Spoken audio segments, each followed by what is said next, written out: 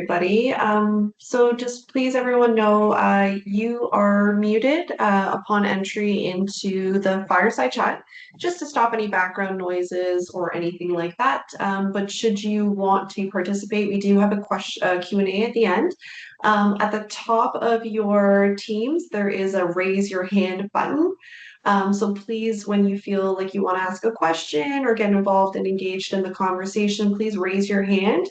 And Emily will come and unmute you, just so again we can keep out any background, because this is a recorded session, and we will be using parts of the recorded session in further marketing. Perfect. So today, you guys, welcome. Thank you everyone for joining us on the LinkedIn Live, the LinkedIn event. Today, we're really going to be talking about leaders and how they're feeling and how they are working with some challenges and some, obstacles in the way of maybe hidden costs of team dynamics. This usually comes in the form of misalignment. We're seeing friction, unclear accountability, and then quietly that leak to the bottom line. So today we're going to spend about 45 minutes in this wonderful conversation, and about 15 minutes at the end will be for questions. So please drop into the chat if you don't want to talk, or raise your hand. But without further ado, we're going to do some quick introductions. So I'm Agnes. I'm from AMC Services. We are an organizational development firm, and we really work on those complex, human-centric, just non-linear problems that arise within organizations that really need that untangling and focused work. I've been doing this for about 16 years. Previous to this, I was in recruitment, and so I've been at that boardroom table for, like I mentioned, about 16 years. And AMC really came out with a bang about 2 years ago, where I met Leslie Dibbling, and I'll let her give you an introduction. She's the Director of Organizational Development here at AMC. Perfect. Thanks, Agnes, and thanks everybody for joining us. This is a super exciting discussion that we're going to have today. Really looking, like Agnes said, about the hidden cost of team performance, and really something that I think leaders are struggling with a lot is really just to find the hidden costs in your culture, and really how that system drag is kind of looking at things on your P&L that maybe you wouldn't normally see. So I'm really excited to have SKOR here with us today, and Andrew from 1-800-GOT-JUNK. So I will let Eddie give himself a introduction there, and then maybe Drew can do the same. Awesome. Thanks, Leslie. Thanks, Agnes. Thanks so much for inviting us to be part of the session today. Excited to be able to talk to everyone. Thanks for everyone joining. My background is been building teams and companies my entire career, and really my goal is around connecting the dots of behaviors to bottom line results. So I started SKOR about 2.5 years ago, and we're a diagnostic tool where we measure the profit leaks related to the behaviors in your teams. So we're connecting the people, the dynamics, the way in which people turn up, the way in which their leaders look after them, and connecting the dots of those dynamics to the bottom line in your organization. So excited to talk today, excited to share the area of work we do, and get to know some of you as well. Drew, over to you. Yeah, hi everyone. Thanks for having me here today. My name is Drew Trautman. I own a 1-800-GOT-JUNK franchise based in northern New Jersey. One of the largest franchises in the 1-800-GOT-JUNK system. Started the business in 2007. And had worked for the corporate headquarters for a few years prior to that. And we've used SKOR, and I'm really excited to tell my story. Wonderful. Thank you. Thank you, everybody, for your introductions. We really want to focus on what is SKOR as an assessment tool. So Eddie, before we get into any of these stories, just super simple terms that everyone can understand. What is SKOR, and what does team dynamics assessment actually look like? For sure. Thanks, Agnes. So in very simple terms, what SKOR is a diagnostic. So it's an online diagnostic where we invite participation from people and teams and organizations, and we measure the behaviors of their teams and of this organization, obviously the structured organization, and connect it to dollars. So another way to put it is basically identifying profit leaks linked to team dysfunction. Team dysfunction turns up in lots of different ways, but I guess the main focus is around measuring behaviors and correlating it to dollars. Right. And so that kind of leads me to my second question, around dimensions that you're measuring. And I love how you're always tying it back, because we've had this conversation. How do we take something as challenging and conceptual and theoretical as people and their behaviors and their personalities, and how do we tie that back into a actual number ready for a boardroom table? So, what does a leader get in their hands when they're done an assessment? Yeah, it's probably worthwhile just providing some context here. So what we did is, through quite extensive research and both, a combination of experience and then validated with academic input, is really what we built this framework of what we call the 7 muscles of high-performing teams. I'm not sure if it's worthwhile if I can throw that up on the screen for people to sort of appreciate that. But I think a lot of it really lends itself. If you want to just give me share permissions, I'll load it up. But just while that happens, it's really important to connect it to what we call muscles, because muscles are around. The reason why we call them muscles rather than anything else is because they need to be flexed. So taken through the world of sports, when you think about muscles, you use different muscles in different ways. What we want to do is really bring those muscles to teams in the workplace, because teams go through various stages of evolution, whether it's attempting to achieve a goal, struggling to achieve a goal, accelerating to a goal. We all have different lenses inside organizations, but through that, series of lenses, goals, etc., we want to be able to figure out what are the muscles we want to be able to flex through the journey of achieving our goals. So what we've done is build a framework of 7 muscles of high-performing teams. And these muscles are around things like accountability, recognition, adaptability, growth mindset. And what we do is we measure behaviors through these muscles, and these muscles then connect to the dollars. So it's really important just to connect that. It's a very well thought out and validated framework where we're basically mapping behaviors to these muscles, and these muscles are really what we want teams in the workplace to really drive towards. And then we can obviously map that to what is important from a dollars perspective to then make it come to light. Because too often we work with investment in people, and then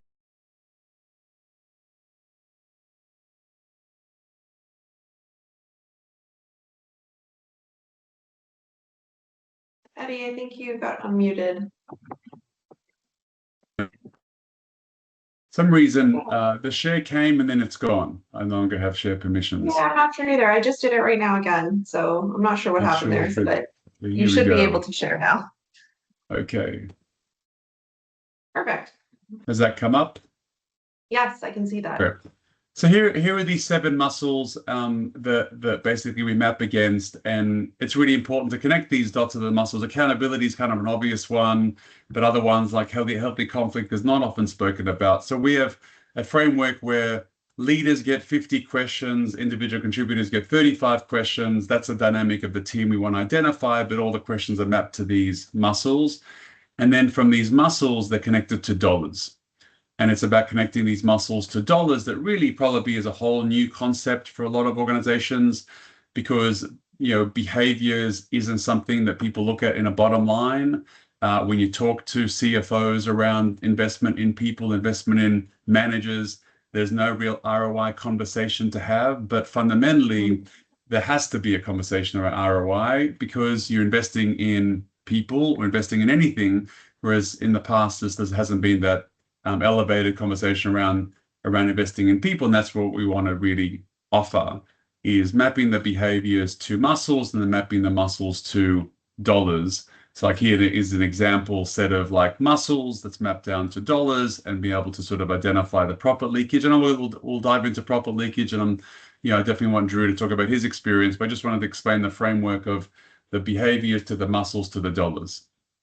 Yeah, and I think this is a really good segue into how we connected through AMC and with SKOR. So we met we met Eddie, I think in December or November, at a conference, and was really fascinated with his work because we at AMC side were having a really hard time connecting those dots, as you mentioned. Again, this very theoretical conceptual concept of people, and how what they do in an organization, and really creating a visual, really creating a piece of evidence where someone could look at that in an executive position and make a data-driven decision based on what they were looking at. And Leslie, I'm going to flip this to you because you're doing a lot with SKOR and our clients right now. So what does it look like where, AMC comes in, we execute with Eddie on a SKOR assessment, and then we come in and we do a little bit more positioning in that sense. So if you could talk a little bit about how we're also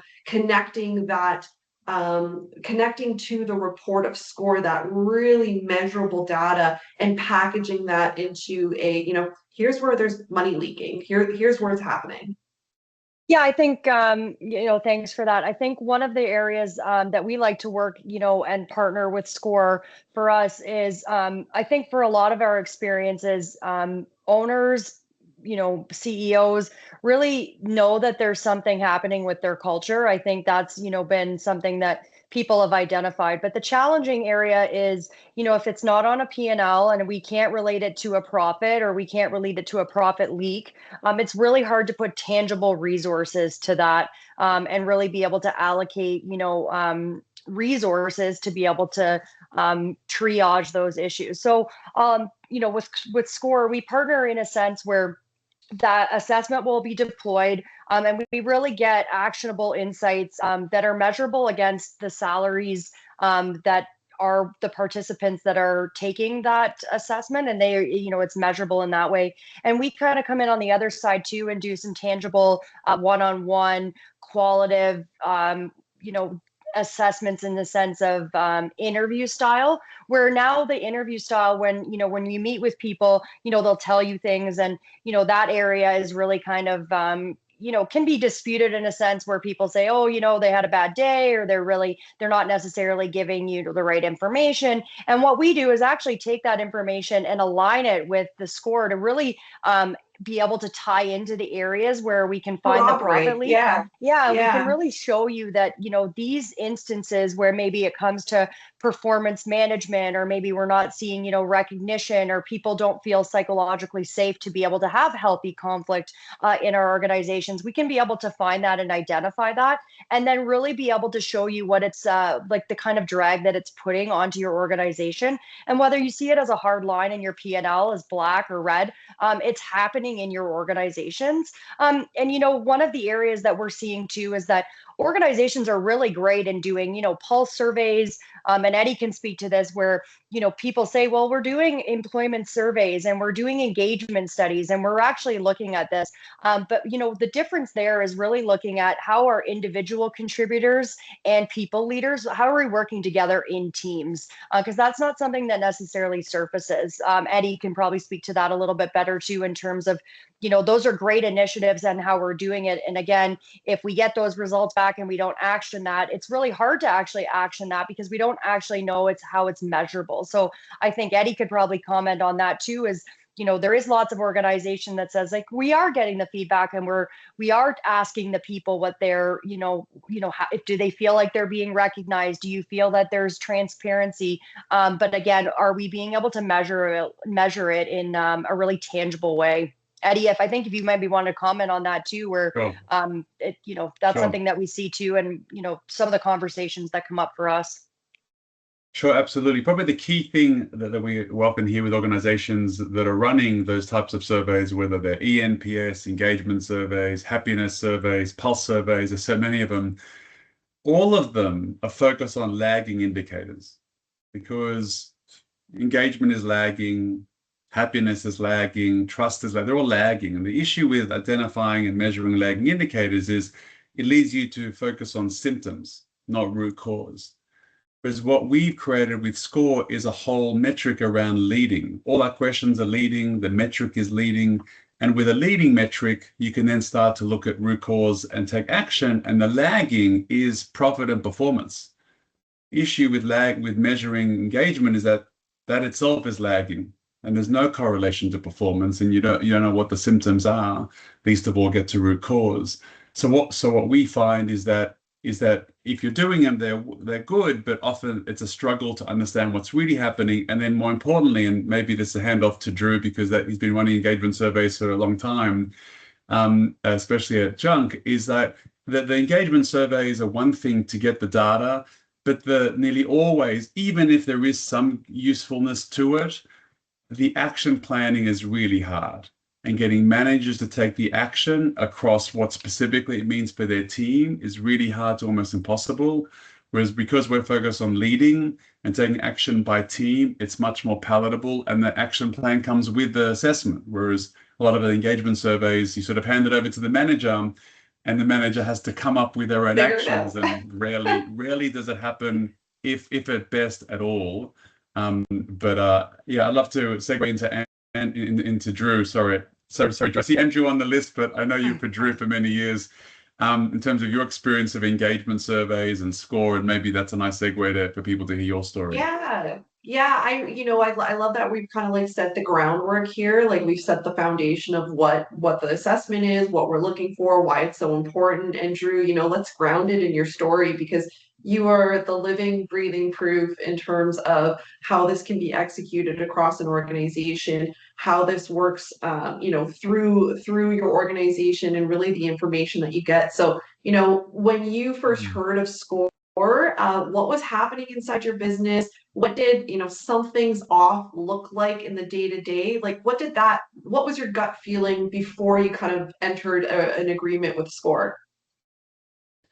Yeah, thanks. So as I mentioned, I started my franchise business in 2007, and for 15 years or so, we had great growth, positive bottom lines, things were moving forward, and everything was feeling pretty good. We came out of COVID, and we basically flatlined the business in 2021, 22, 23. And costs started to increase as well, right? So we started to see not only the business plateau on the top line, but our bottom line was started seriously eroding away. And the day-to-day just felt like more of the same. I had a management team that had been with me for anywhere from 10 to 15 years at that point. So, oh, wow. And we were doing engagement surveys through our franchisor for years and years, twice a year. We would get a massive spreadsheet with all sorts of comments and feedback and scores in different, not this score, the other score, just numbers across a spreadsheet. And we would sit down as a management team that had no idea what we were doing. We're junk haulers, we're sort of operationally focused. And we'd go, okay, now we need to go out to dinner more. And like, what does this mean? Right. Yeah. We need to have more time with the staff. We didn't know, and we never did execute much out of that. There was nothing concrete that came out of it, except hopefully next year we'll do a couple, barbecues, and then things will be better next year. The staff will be more engaged. So we never saw any positive movement. And then I found SKOR. I found Eddie. Eddie and I sit on the board of a nonprofit called Second Chance Toys. Quick plug, secondchancetoys.org. Pretty awesome organization, kind of explains itself in the title. But and Eddie started talking to me about what he was doing, and we jumped on it. So I don't know if I'm getting ahead of myself here, but when Eddie was, so what I really want to know is when Eddie was talking to you about SKOR, what made it click for you? Like, when did the light bulb go off where you were like, oh, I think this would be better than the engagement surveys, or I think this can really figure something out than just barbecues and taking people out to dinner, right? Like, what was the click? I mean, the numbers that Eddie was throwing at me and the calculator that we ran through sounded like a little bit, to be honest, Eddie, no offense, but a little bit too good to be true at the time, right? I'm like, I'm going to save this much money because of engagement, leakage, and team underperformance. And I was like, I'm not sure, but I also, if we could get a percentage of that back, it's worth the cost. And at that point had a pretty good relationship with Eddie, trusted him and said, hey, let's give it a go. And the other side of it was that there was going to be a plan coming out of it. It wasn't just going to be more numbers. So we actually have been running for the last year our corporate engagement plan, which we have to do as a franchisee and Eddie. So our guys are like engagement surveyed out, but I mean, I'll share the end of the story at the end of the story. But yeah, it was a good move for us. So did you have to get anyone inside your organization on side? Was there like some, petitioning or advocacy, sponsorship of SKOR? Like when you came back to the organization and said, we're going to be doing this, like how did you position it to the rest of your organization so you had buy-in? Yeah, it's nice being the owner and just sort of saying we're going to do this.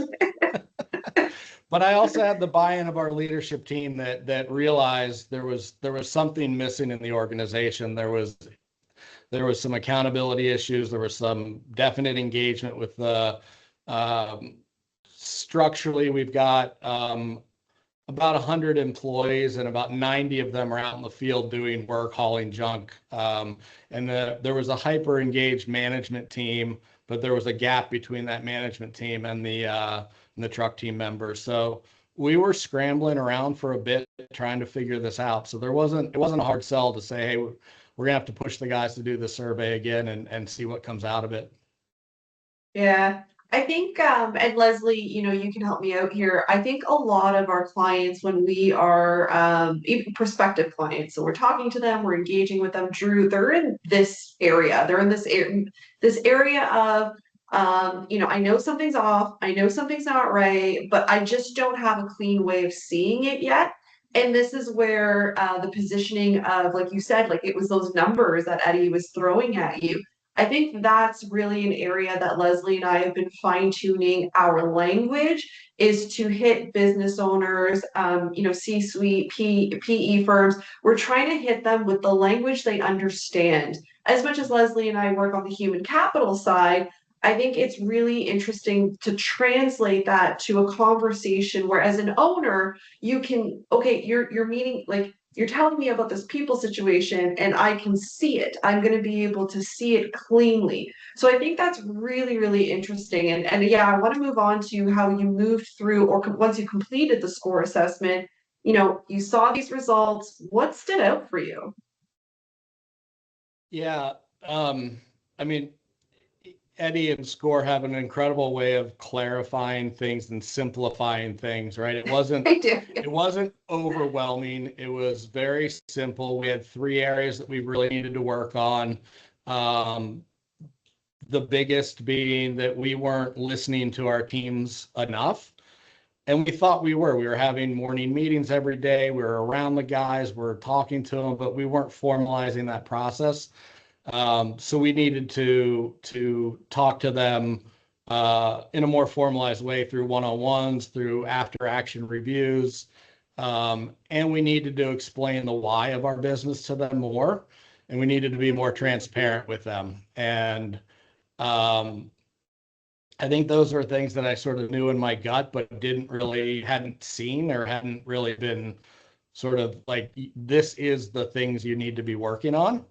Yeah. And it was super, super clear and super impactful in the end of the story here. And like, did you ever come across something that was like an uncomfortable truth? Like when someone, this is also something Leslie and I work with, and Eddie, I think you'd kind of be in this boat as well when you have to, not that you have to, but when you do present these numbers to the owners, to the C-suite, and you're like, hey, like this is going to be uncomfortable, but it is what it is, and we need to deal with it. Kind of like it's the beast, Drew, did you have that moment where you're faced with the SKOR data, this assessment results, and as a leader, you're facing information that was uncomfortable? Like, how did you work yourself around that? Or as a team, how did you guys work around that? Yeah, we had not just because of the SKOR, but also just from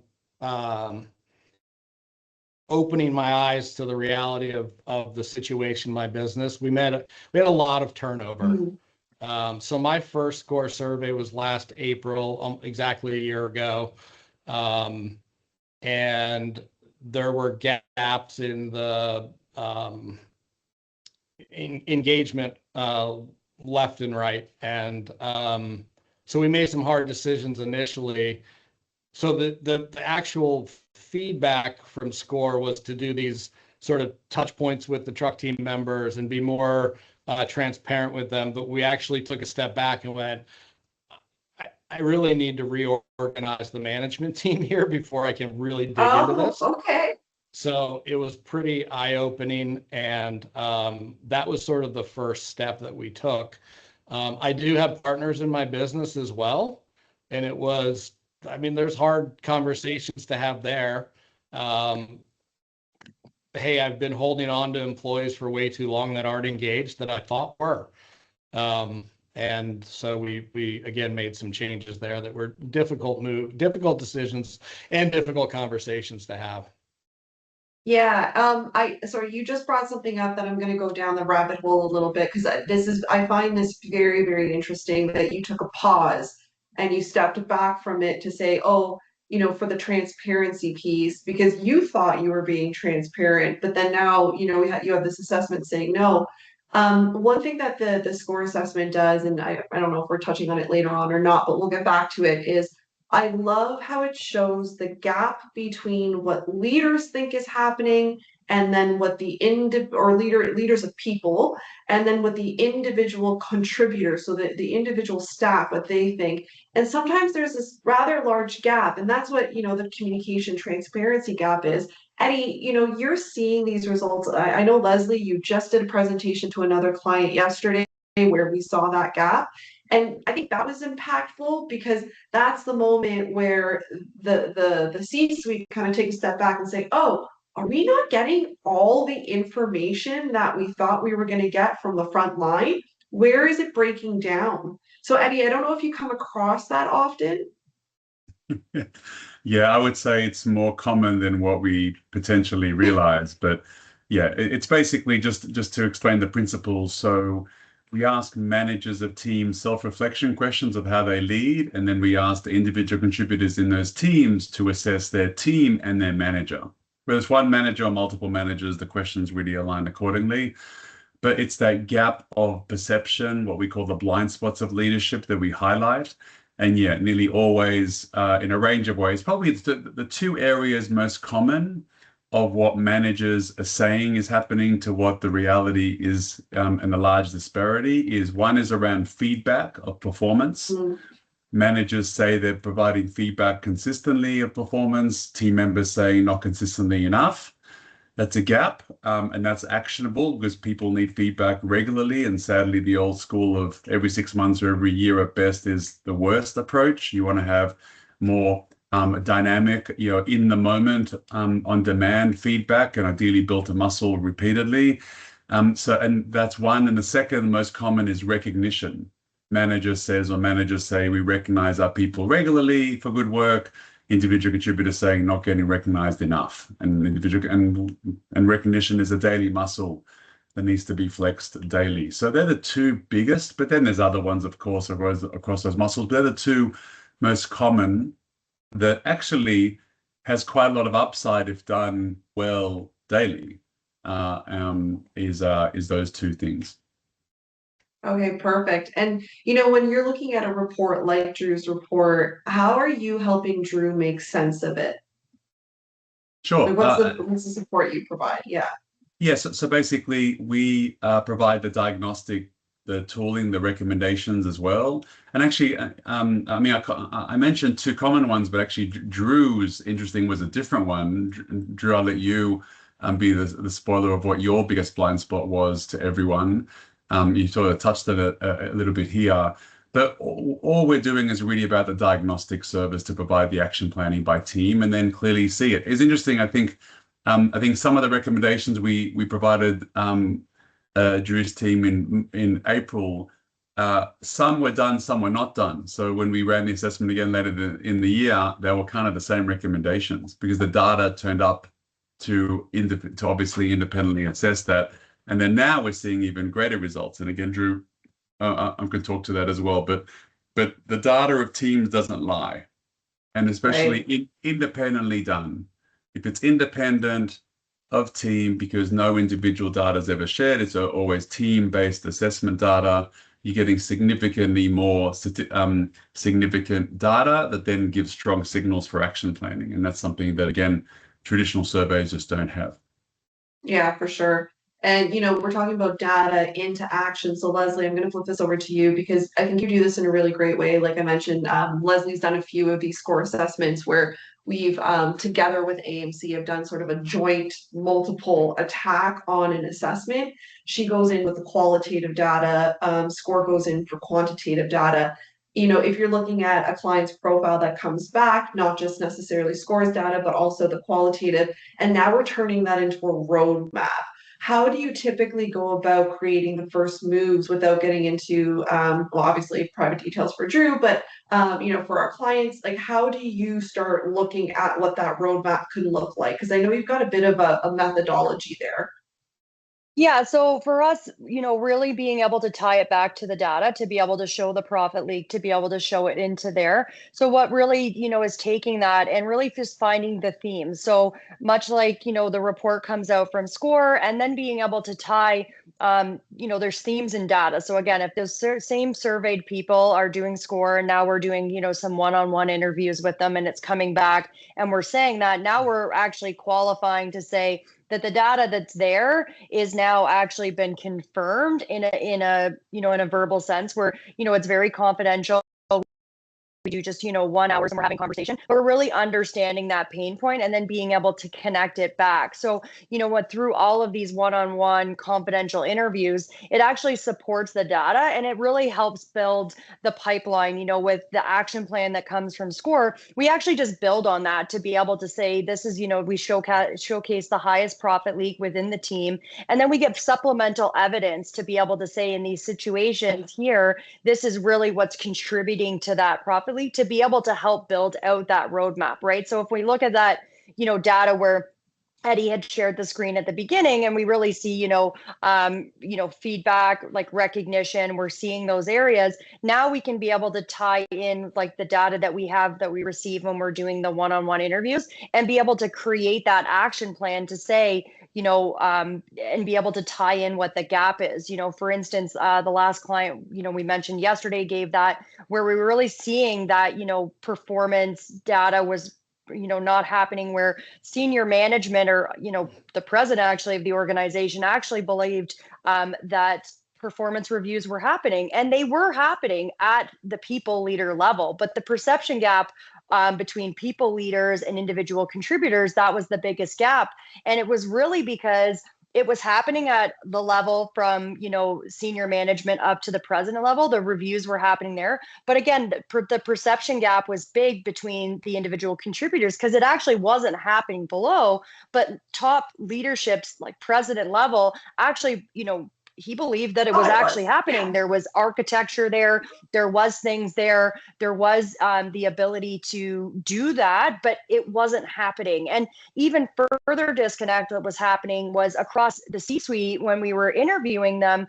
There was actually a confusing, they were actually confused across the C-suite level about who was actually supposed to be even doing the performance reviews. Mm-hmm. So they actually didn't even know to what level it was coming down to do that. So they, as a leadership team, we could even find discrepancies across the entire C-suite team amongst themselves to say performance reviews it wasn't even concrete about who was supposed to be doing them. So it actually made sense in the data to say individual contributors had a huge gap between what the people leaders were seeing because they weren't getting the performance reviews, but upper management was happening. So, when the senior management was looking at it, they were going, yeah, they're happening. Well, they weren't happening. And that performance gap actually told the story of that. So, when we could actually tie in the interview data into the SKOR data and then really do that. And again, for us on this one, it was a team of 47 people in a company of 4,000. So, I mean, if you look at the profit leak,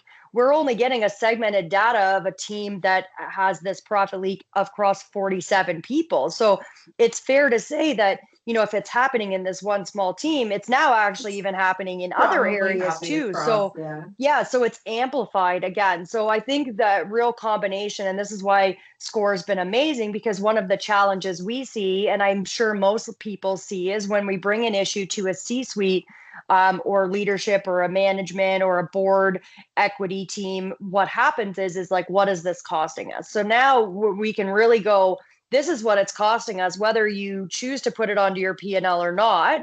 It's happening, and it's causing drag, which is now causing turnover, brand reputation, right? Because people will walk themselves out a door because of ego, right? So it really helps us tie in that data to be able to have concrete evidence to the financial part of it. Yeah, awesome. Thank you. And Drew, I'm just going to swing back to you now, because now we're kind of moving into that like action phase. So, I think you're on it sounds like you've done multiple SKOR assessments, which I did not know. So that's amazing. So what are 2 concrete changes you made because of what your assessment said? Yeah, so out of the first one, really the accountability of the management team came through really strong. And that's where we sort of, I'd like to say it was wholly by design, but it was sort of out of necessity and kind of looking at what was not getting done over the next few months, where we changed over the management team quite almost 100%. We had made a couple changes prior, but wow. So we made some pretty swift changes there.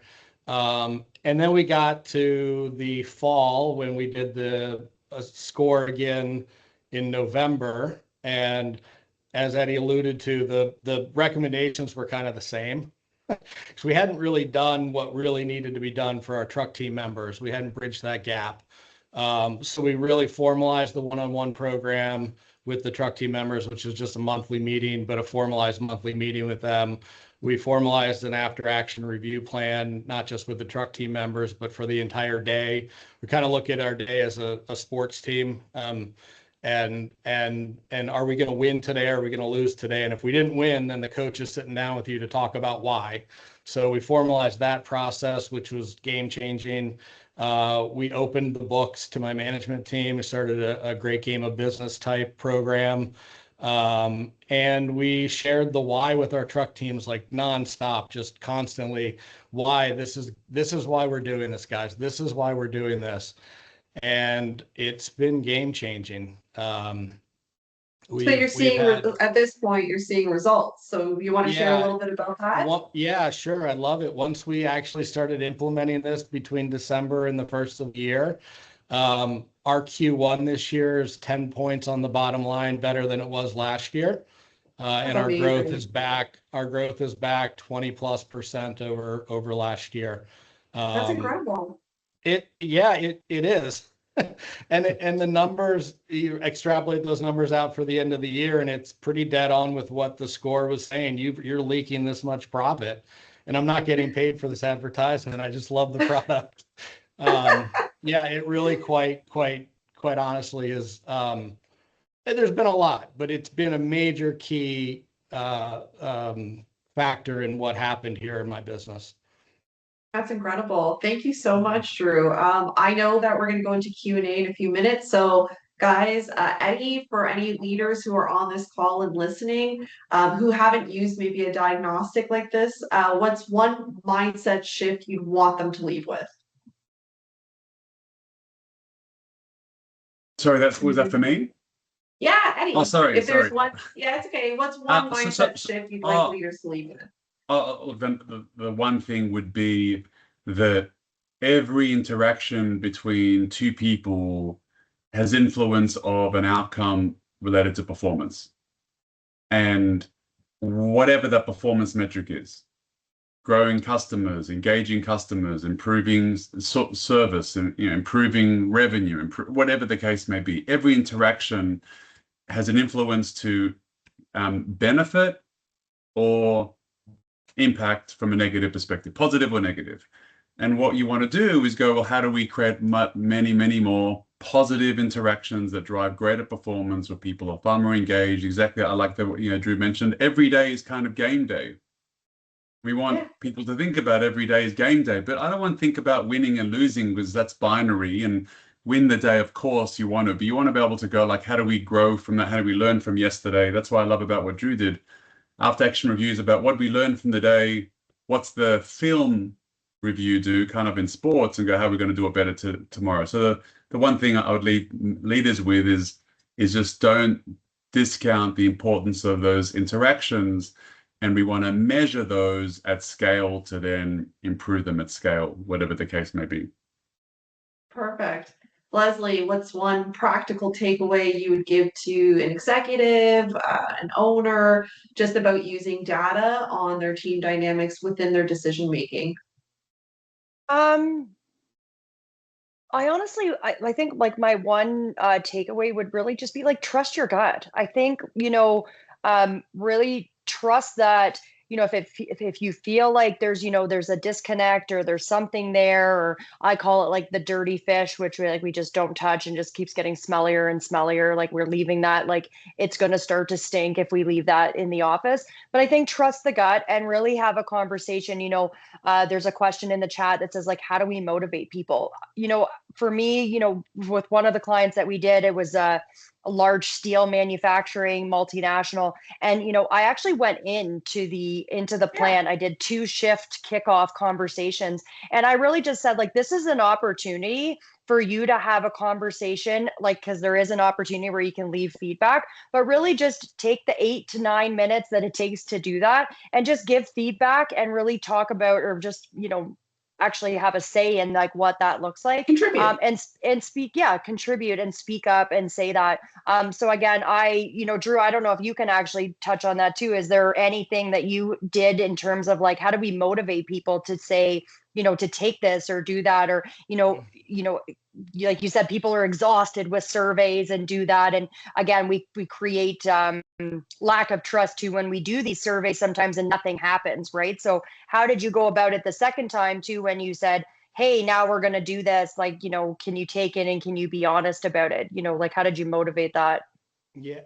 Yeah, it was back to the why. We kept explaining to them why we were doing this, why we're doing this, why we're doing this. And we just hammered them over a couple week period. And then, not that we forced them, but there was a time where it's like, hey, if you haven't done this, you're not leaving the office. Here's the computer, go do it. It wasn't forced, but it was more that if we can get this right, we're gonna create a better place for you guys to work.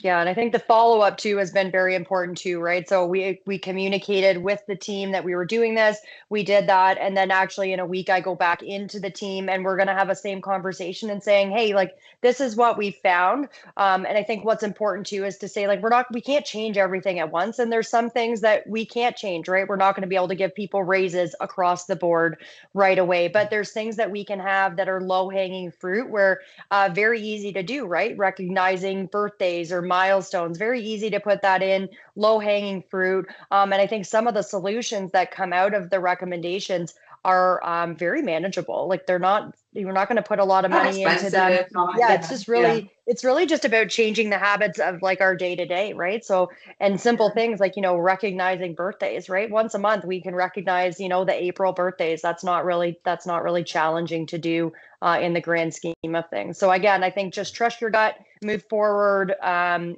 then just be very communicative of what we're doing and why, to Drew's point, like why we're doing that. Yeah. And Drew, if you were talking to another owner, CEO, who feels like something's off, but they're not measuring it, what's the one thing you would tell them? Call SKOR. I mean, I joke, but honestly, getting the insight that we got from this and the plan was invaluable. And I saw somewhere in the chat about the process from the staff. And after we didn't do much the first time, it was difficult to get them a second time to say, hey, we're going to do this again. again, back to the why. And now that we're starting to see these changes, like, you know, we don't pat ourselves on the back, but we let them know that this came from that survey. This is something that we did because of what you gave us. So it's kind of come full circle. Not sure if I answered that question. No, that's perfect. That's perfect. So some of the questions in the chat. Just before we do that, Emily's going to drop in for anyone who wants to use this.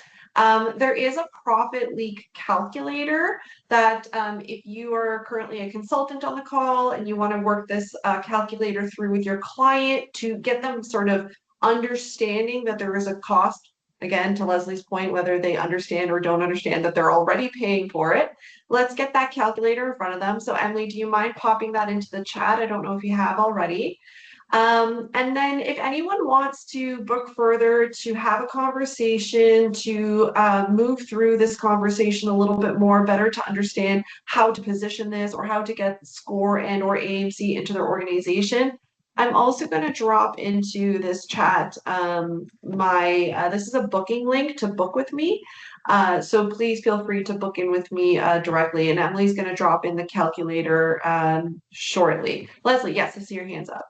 Yeah, so there actually was one question in the chat that I don't think we've kind of touched on. And, you know, Eddie, the SKOR does a great job at giving some recommendations, much to Eddie's, like we complement that with some further roadmap. We build it out a little bit further and just we just kind of take the information a little bit deeper. And again, like, you know, the question was what, you know, for the next steps, do you require outside consultants? I think it really just depends.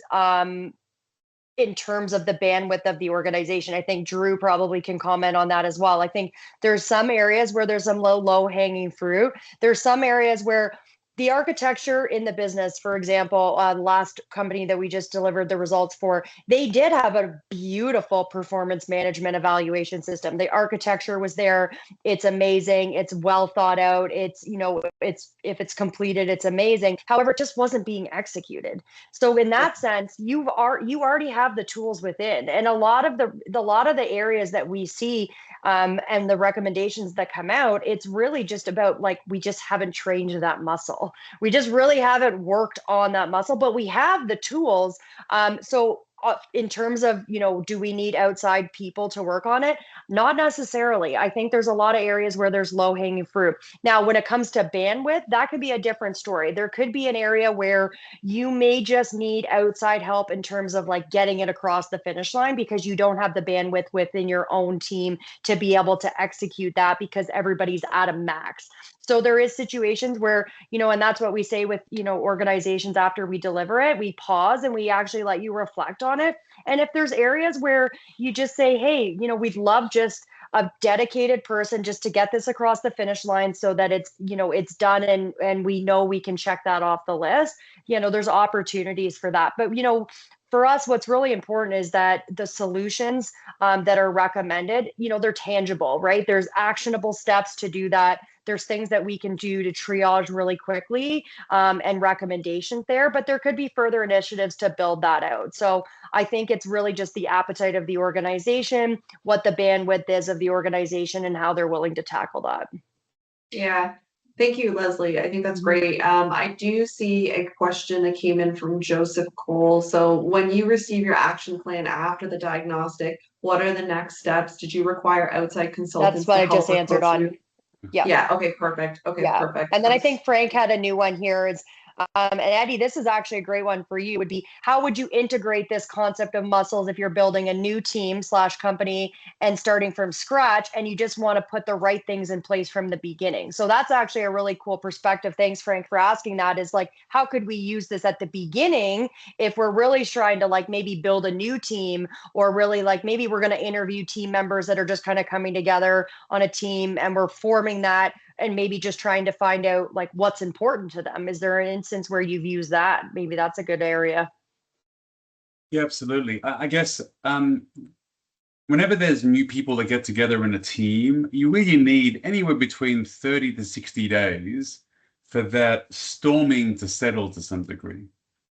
And then once that storming settles, probably at the 90-day mark, you could run the SKOR diagnostic. There's enough of a understanding of some of those habits, some of the way in which we understand that leadership turns up, the way in which the team is sort of being created, to then be able to figure out what's the gap and what's happening and what the issues are, to then be able to fix and tweak, because it's a new team. But you can't do it from scratch because we've got no context of their past behaviors. We have to understand the behavior. So anywhere between 30 to 60 days, and then the 90-day mark probably would get you, a proper set of insights, and then you could do it every 3 months after that, right? But that's probably the basics of getting some initial assessment. Say, you could put it on a bit of a subscription, because I know SKOR has that ability. And if you're building a new team and you really want to get things on the right footing, for me at least, once you put it on a subscription, SKOR is just going to send the assessments out every 6 months, 3 months, whatever the case is. And I think that's a really great way of just sort of staying on top of it, because what Leslie and I get dragged into a lot of the times is those teams have already been doing what they've been doing. It's habitual. The dysfunction is habitual. And then so now you're trying to break habits, you're trying to break people out of those habits, the behaviors that are associated with that, and you're trying to build it back from scratch. So I love, Frank, thank you for that. I love this concept of like just continuously monitoring it so that you can have a great baseline and start building from the baseline if you continually monitor that, especially if you're starting a new team or if you're scaling. Let's say you have an existing team and I want to scale that team, right? Well, what does that look like to make sure that the scaling doesn't go askew, or we don't fall into that sort of old habits, or sometimes it looks like solutions, challenges pop up, and then people put these like band-aid solutions on things, right? I had a question here about what feedback about the process have you had from your employees, Drew? So I don't know if we answered that, but is there a particular feedback that you've had? Oh, you're just on mute. Sorry, gotcha. Yeah. From the management team and the new management team, it's been extremely well received. To have that plan and to be able to just execute off of it. I think there was another question about needing outside help. We didn't really need outside help, though Eddie was extremely helpful, past just giving us a piece of paper and saying, go with it. So we leaned on him at times for help. And then I think the feedback initially was, I can't believe we had to do another survey and nothing really happened. But then we convinced them to do it again in November, and then things did happen. And I mean, the feedback's been great. We're gonna do our April SKOR here shortly. So. Wonderful, thank you. Yeah. I did see one last question, so Emily threw this in here. What's a realistic timeline for deciding to assess to seeing early changes? So the assessment, what we're doing at AMC, this joint assessment, we're doing this inside, I would say approximately 6 weeks to get this qualitative and quantitative assessment together. As Leslie mentioned, we then present to our clients and we pause, and the pause can be 2-3 weeks, sometimes it's a month. It's just really to allow that executive team to sit with the information. But much to Drew's point, at that point, whatever the remediation plan is, communicate that to your team so they understand that they didn't just arbitrarily fill out an assessment and nothing's going to happen. We've looked at it transparency. This is what we're going to be working on next as our next steps. We're not going to be able to get to everything all at once, but here's some sequencing of events, vaguely, here's some sequencing of events to go through. And I think that's something that Leslie and I very much touch on with our clients is, especially because there's leadership, and then there's obviously the employees who execute and the productivity of the operations. It's how do we control the narrative as one unit? How do we control the story of what's happening in this organization so everyone feels like they understand the entirety of this organization and the nuances of it. So Leslie and I do a lot of corporate correspondence, not just necessarily around the results, but around communicating that an assessment is going in. What are they going to get out of the assessment? What is the benefit to the individual contributor on the assessment? We do a lot of that type of communication throughout the whole life cycle of our projects. We're very, very big on communicating so that the employees feel design the change with you. Yeah, Leslie, we have a couple of minutes left. Yeah, I think one thing that's really important too is just acknowledging that they've been heard, right? I think that's the important part, is just to say, like, we've heard you. We identify that this is important. Like, and having that kind of just own it moment to say, you know what, like we say it's a fall on the sword, to say, you know what, we've heard these things now that have come back. We've prioritized, how they've come back, and AMC has done a good job at really kind of putting this into bucket points, and then really making sure that, we're having that communication about, what was found, what does the plan look like, how do we move through that, and what does it mean for you and your role, right? There was, individuals where with this last organization where, a majority of them actually said like performance management wasn't happening and it was important to them. So really now it's like, okay, and whether we want to sit and argue about, if it's happening, if it's not happening. I know the president got on the phone yesterday when I did the results and said, when I had that one-on-one and I learned that they weren't being done, I brought the hammer down on my senior guys. And I said, like, well, that's not what we want to happen. We actually want to just say, like, okay, it's not happening. Let's take that back and say, like, why is it not happening? What does it mean to people? But then be able to say, like, the cost of inaction. So, like, what is the cost of this not happening? What does this mean for us? And how can we be better in that? And then be able to come back and then remeasure again to be able to look at that. Because I think that's really important, is just to communicate and acknowledge and give gratitude for them to share that and be open with those. For one of our diagnostics that we did, I think, Eddie, you can agree with this. Like, we got a lot of comments back, more than I've seen on any of the other ones that we've done. And, some of them were, just to the point of like, I just like to see different products in the vending machine, so like things that really were like a big deal to like you or I, or maybe the leadership team, but like somebody that's working though, they're on the shifts on nights, like, that's important. Like, let's just figure out, how can we just give some variety there? And it's, like, these are just like low hanging things that, doesn't have to be done right away. But again, these contribute to profit, whether you like to, believe it or not, or you see it on a P&L, it's costing your organization. So. Perfect. Well, thank you, everyone. Thank you, Drew, for making it out for this call. I appreciate your story, and that was wonderful. Eddie, as always, thank you for your insights and your intellect around this matter. And Leslie, thank you for your experience on executing through SKOR and AMC.